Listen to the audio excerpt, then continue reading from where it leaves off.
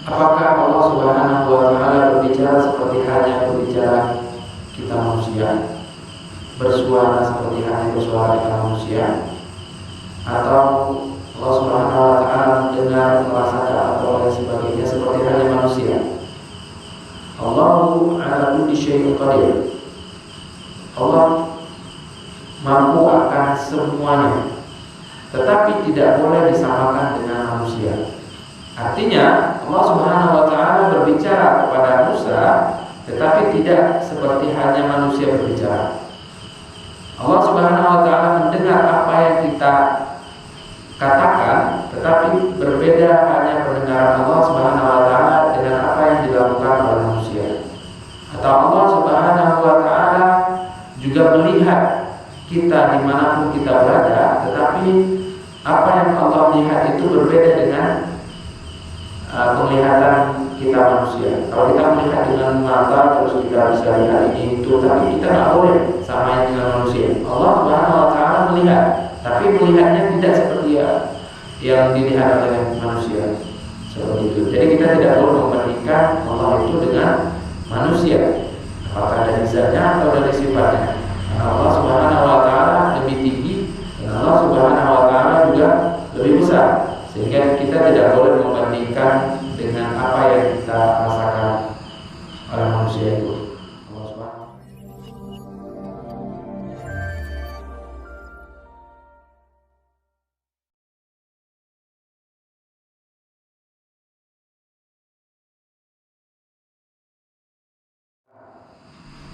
Dan ketika Fir'aun tahu, Fir'aun murka, dan akhirnya Fir'aun mencari di mana Musa. Dan pada ketika itu Musa keluar daripada kota, jadi keluar daripada Mesir itu untuk mencari tempat aman. Nah, ketika keluar dari Mesir, ketemu dengan dua orang perempuan yang mana perempuan itu menunggu giliran untuk apa istilahnya itu, memberikan air untuk gembalaannya. Jadi hampir semua nabi-nabi itu mengembala kambing ya. Jadi ternyata ada hikmahnya. Ketika kita mengembala kambing itu, kesabaran kita itu memang benar-benar diuji. Kambing jalan ke sana, lari ke sini, terus kambing nurun, maunya loncat-loncat gitu. Jadi ketika itu ternyata hikmahnya besar, dan para nabi rata-rata banyak yang menggembala. Jadi kalau seandainya ada dari kita misalkan yang kerjanya menggembala kambing atau sapi, jangan berkecil hati. Nabi-nabi saja menggembala kambing. Masa kita, walaupun kita sudah hidup di era modern, serba canggih dan serba apapun bisa, semua dilakukan oleh sekejap mata, dan semua dilakukan oleh teknik-teknik digital yang sudah merajalela. Tapi kita tidak boleh rendah diri bahwa kita seorang pembalap. Itu pekerjaan yang mulia, dan jangan merendah. Karena apa yang kita lakukan itu bukan sebuah kemaksiatan. Apa yang kita lakukan itu adalah, kalau seandainya kita niatkan untuk ibadah, dia menjadi ibadah dan dia bukan maksiat. Kecuali seandainya kita bergembala kita itu kita pukul setiap hari. Mana sih, suruh sana di situ, kita pukul. Akhirnya kesabaran kita hilang, dan akhirnya gembalaan kita itu luka, cacat, dan lain sebagainya. Dan itu yang tidak boleh. Tapi kalau seandainya kita menggembala seperti halnya orang yang menggembala, jangan rendah diri, karena itu hal yang mulia. Setelahnya, ketika mengetahui bahwa ada dua orang perempuan yang mengantri itu karena memang ada laki-laki yang mengambil hal duluan, mengambil bagian duluan. Jadi mereka mengantri di belakang supaya tidak berdesak-desak dengan laki-laki atau berhubungan dengan laki-laki.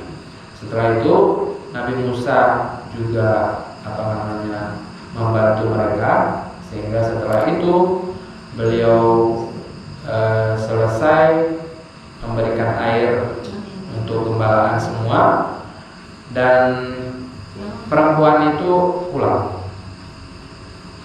Setelah pulang, ternyata perempuan itu mengadu kepada ayahnya bahwasannya ada seorang laki-laki yang membantu mereka. Setelah itu mereka mengatakan bahwa panggil dia, maka dipanggillah Nabi Musa ke hadapannya. Lalu dinikahkan. Setelah terjadi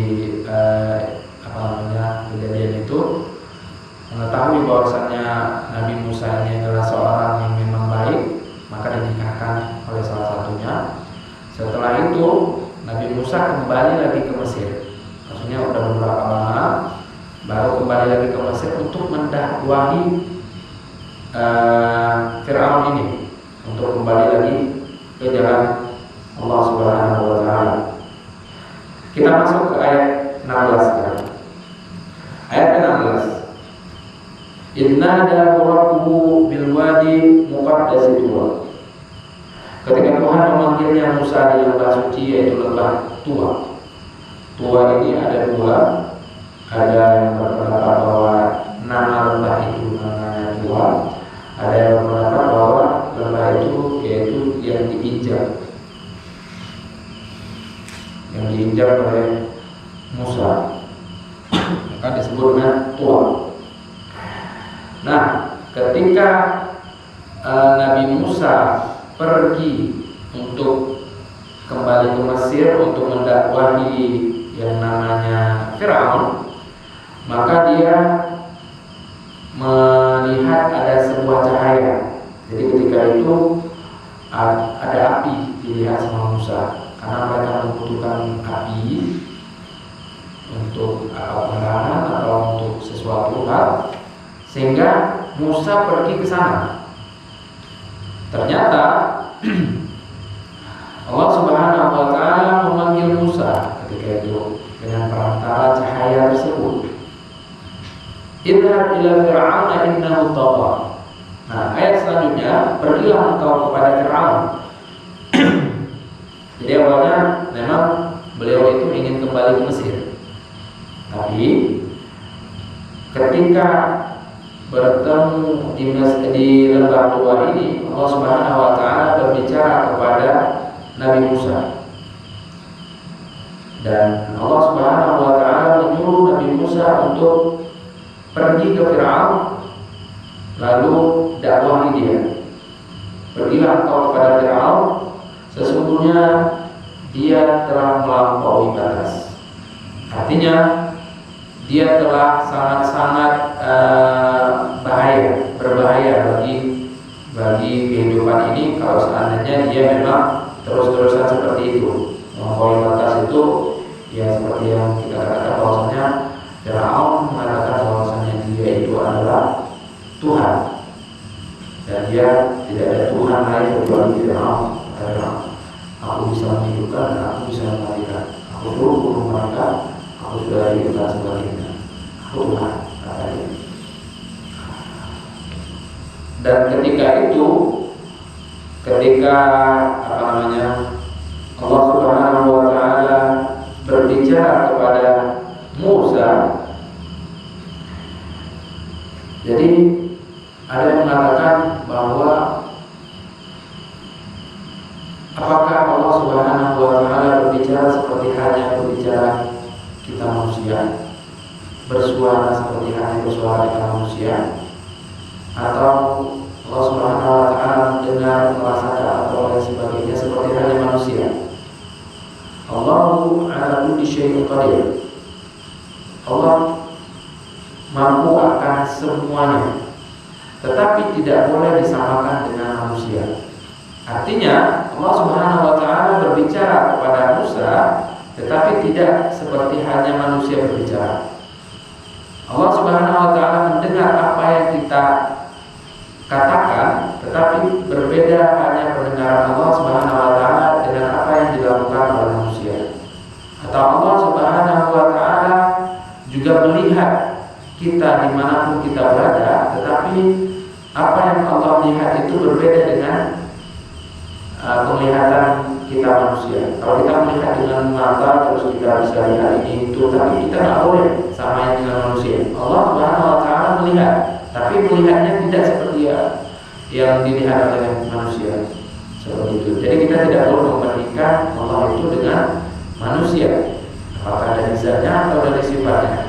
Karena Allah Subhanahu wa taala lebih tinggi dan Allah Subhanahu wa taala juga lebih besar, sehingga kita tidak boleh membandingkan dengan apa yang kita rasakan oleh manusia itu. Allah Subhanahu wa taala mengetahui, berarti Allah mengetahui seperti halnya manusia? Tidak. Allah mengetahui tapi berbeda mengetahuinya dengan manusia. Seperti itu. Allah berbicara kepada Musa, tapi pembicaraannya itu berbeda dengan apa yang manusia lakukan. Seperti itu. Jadi kita tidak boleh membandingkan dengan manusia. Allah Subhanahu wa taala ala kulli syai'in qadir. Wa ahdiyaka ila rabbika faqul hal laka ila an tazakka. Pertama disuruh bahwa Musa, pergilah kamu ke Firaun, lalu katakan kepada Firaun, adakah keinginanmu untuk membersihkan diri dari kesesatan? Artinya ini adalah sebuah cara. Jadi Musa atau apa yang diperintahkan oleh Allah Subhanahu wa taala tidak serta-merta ijbar. Ijbar itu memaksa. Firaun, kamu kembali lagi ke jalan Tuhan. Tapi dengan cara yang sangat-sangat lembut, dengan cara yang sangat-sangat sopan. Dia mengatakan bahwasanya apakah ada keinginanmu untuk membersihkan diri? Artinya kamu itu adalah pendosa. Kamu itu melakukan sebuah dosa yang memang tidak bisa diampuni kalau seandainya kamu tidak bertobat. Maka apakah tidak ada keinginan untuk membersihkan diri? Itu apa yang dikatakan oleh Nabi Musa kepada Firaun. Nah, lanjut. Kembali lagi ke cerita sebelumnya bahwa Allah Subhanahu wa taala berbicara dengan Nabi Musa. Nah, ketika itu Nabi Musa membawa tongkat. Ketika Allah Subhanahu wa taala menyuruh untuk melemparkan tongkatnya, maka Nabi Musa melemparkan tongkat. Tapi ketika dilempar tongkatnya, tiba-tiba jadi ular. Jadi ular gede banget. Dan itu bukan ular ilusi. Maksudnya bukan sebuah organa. Dia beneran. Sampai Musa kan gede, orangnya tubuh kekar besar. Jadi ketika dilempar ular, lari Musanya, saking takutnya, saking gedenya itu ular. Lalu Allah mengatakan, jangan lari, ambil kembali tongkatmu, maka dia akan menjadi tongkatmu. Jadi ular itu diambil lagi seketika menjadi tongkat kembali. Ada setelah itu juga Allah menyuruh untuk memasukkan tangannya ke dalam sakunya, lalu dikeluarkan menjadi putih. Dan itu juga mukjizat dari Musa. Lalu setelah itu pergilah kamu ke Firaun. Lalu katakan kepadanya, apakah tidak ada keinginan untuk membersihkan diri?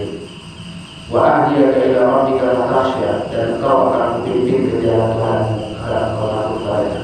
Artinya beliau itu menawarkan untuk ayo kita kembali ke jalan Allah. Kalau seandainya kamu nggak tahu caranya, yuk saya bimbing.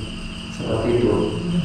Dengan cara yang memang sangat-sangat lembut dan dengan tidak ada pemaksaan. Tapi Firaun ini dengan kesombongannya, ya karena orang sudah sombong. Jadi kalau sudah dibilang seperti itu seakan-akan melawan, bukan bukan hanya dikira itu sebuah penawaran, tapi itu adalah tantangan. Oh, kamu nantang saya, gitu. Jadi ketika Nabi Musa sampai kepada Firaun, lalu Nabi Musa mengatakan, ayo kita ke jalan yang benar lagi. Lalu kata-kata itu diartikan oleh Firaun adalah tantangan, sehingga ketika itu juga Firaun membawa semua penyihir yang ada di seluruh Mesir adalah penyihir terbaik. Jadi seperti hanya zaman kita sekarang ada sesuatu yang heboh. Jadi ketika zaman Musa itu yang hebohnya itu adalah populer tentang orang sihir. Orang bisa berbuat seperti ini, orang buat ini, orang buat itu. Populernya itu sihir. Ahli sihir. Pada masa Nabi Isa itu populernya tentang orang menyembuhkan. Makanya ketika Nabi Isa itu menyembuhkan atau menghidupkan kembali orang mati, itu kan sebuah mukjizat dari Allah Subhanahu wa taala untuk Nabi Isa. Jadi yang populernya itu adalah ilmu pengobatan.